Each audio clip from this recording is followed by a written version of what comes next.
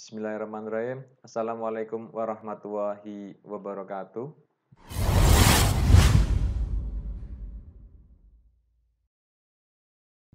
Kembali lagi dengan saya, Rizky Irfani, yang kali ini kita akan mencoba menawarkan sebuah tugas yang bisa digunakan untuk penilaian kinerja kelompok, yang dimana ini adalah materi kelanjutan dari materi sebelumnya, yaitu struktur keuangan kota, di mana struktur keuangan kota itu ada beberapa materi-materi, namun kita akan mencoba mengambil secara spesifik materi yang kita ambil, yaitu tentang teori perkembangan kota.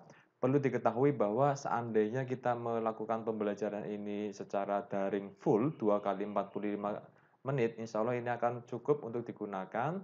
Kemudian langsung saja, yang perlu kita laksanakan di awal yaitu adalah kita langsung bisa membagi kelompok terhadap anak-anak. Biasanya guru atau kelas itu mempunyai kelompok tersendiri yang sudah dibentuk dari awal, sehingga ini akan sangat memudahkan bagi guru seandainya diperlukan ada kinerja-kinerja kelompok semacam ini. Nah, kemudian setelah kita sudah membentuk kelompok bagi anak-anak, kita perlu sedikit mengulas tentang materi sebelumnya, yaitu tentang struktur keuangan kota, lebih spesifik tentang teori perkembangan kota, atau anak-anak cukup diminta untuk menonton kembali ulasan atau materi saya yang pernah saya sampaikan di channel YouTube saya melalui link berikut, dengan thumbnail-nya adalah semacam ini.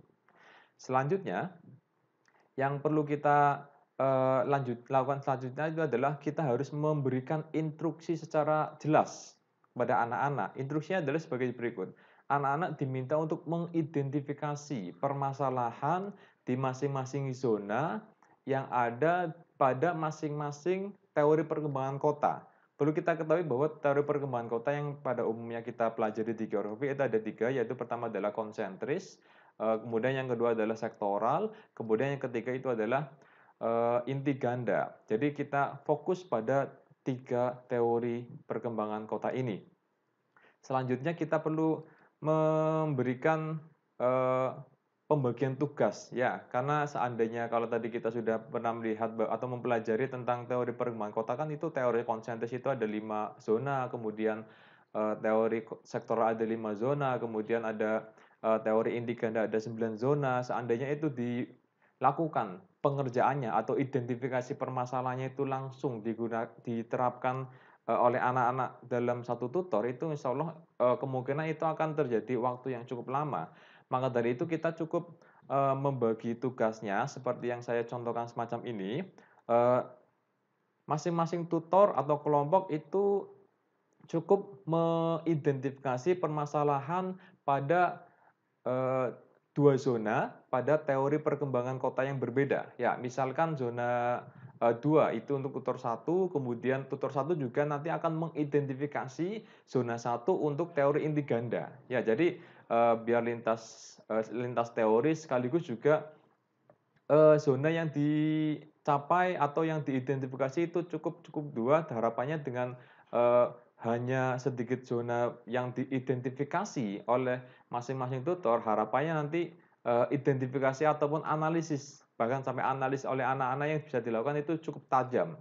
Ya, selanjutnya kita jelaskan pada anak-anak tentang langkah-langkah yang mungkin akan dilaksanakan oleh anak-anak, yaitu tentang cara-cara pengerjaannya. Tugasnya itu anak-anak diminta untuk mencari salah satu kota yang menurut mereka itu paling kuasai oleh mereka, kemudian juga paling mengenal kota itu sendiri, supaya apa? Supaya untuk memudahkan identifikasi permasalahan yang ada di masing-masing zona itu sendiri.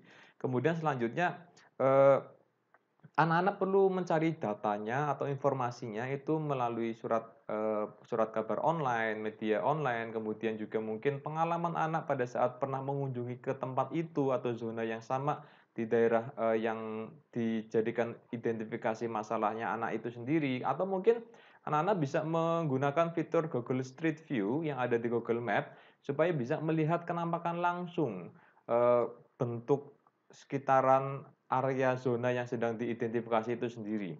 Nah, kemudian selanjutnya kita juga perlu memberikan contoh pengerjaan yang supaya anak itu lebih paham, lebih paham tentang apa yang akan dilakukan, yaitu, kita langsung aja contohnya itu saya menggunakan, teori konsentris, kemudian kita ngambil zona yang satu, dijelaskan bahwa zona satu itu seperti apa, cara teori dahulu mungkin ya. Daerah satu merupakan daerah pusat kota atau pusat dari segala kegiatan manusia yang di situ ada kantor-kantor perbankan, kantor-kantor pertokoan yang besar, kemudian, kantor pusat pemerintahan juga mungkin ada di situ juga. Pokoknya di situ adalah pusat jasa dan informasi di sebuah kota yang, cukup besar peranannya dalam memutar pergerakan aktivitas dan perekonomian manusia di kota itu sendiri.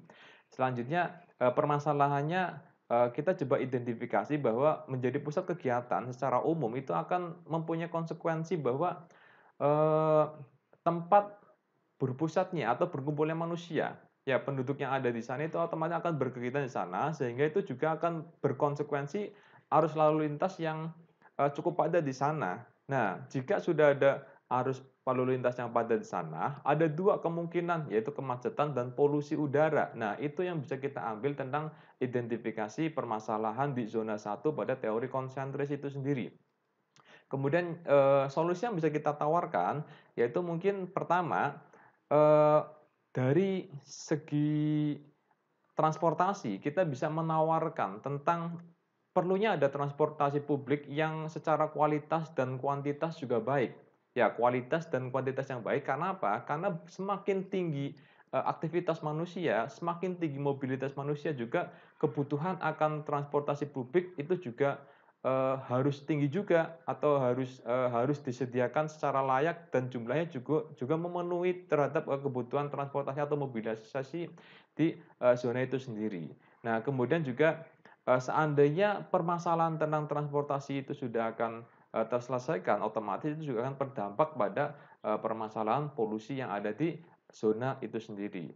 Nah, kemudian anak-anak juga perlu, kita arahkan untuk media pengerjaannya itu seperti apa. Seandainya kita mendampingi anak menggunakan Zoom Meeting atau menggunakan Google Meet atau menggunakan Webex dan yang lainnya secara full 2 kali 45 menit, kita bisa meminta anak untuk mengerjakannya menggunakan Jamboard di Google kemudian juga atau Google Slide.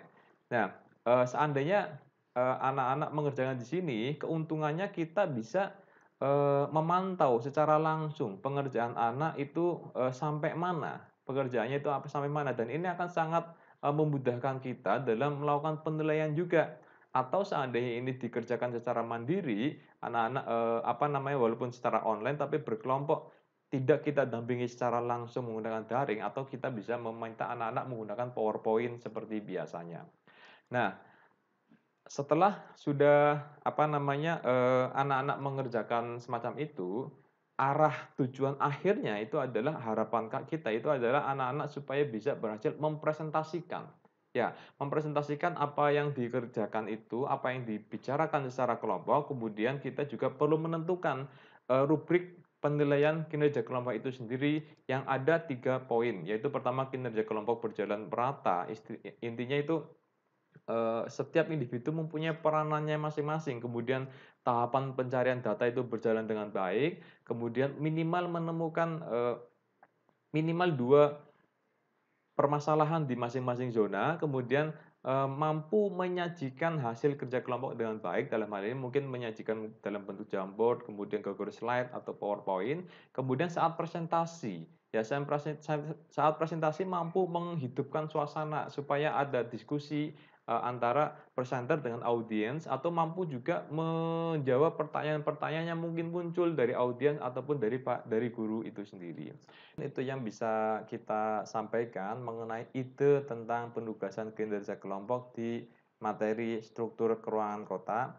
Terima kasih atas perhatiannya, terima kasih telah menonton. Jangan lupa like dan subscribe YouTube saya di Irfan Geo. Saya akhiri. Assalamualaikum warahmatullahi wabarakatuh.